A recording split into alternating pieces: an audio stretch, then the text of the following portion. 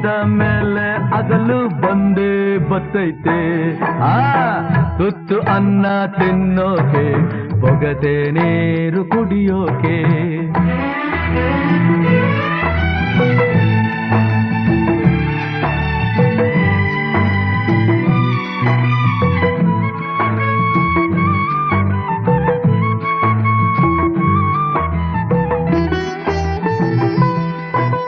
ಹರಿಯೋ ನದಿಯು ಒಂದೇ ಕಡೆ ನಿಲ್ಲೋಕ್ಕಾಗಲ್ಲ. ಹುಟ್ಟಿದ ಮನಸ್ಸ ಒಂದೇ ಊರಲ್ಲಿ ಬಾಳೋಕ್ಕಾಗಲ್ಲ.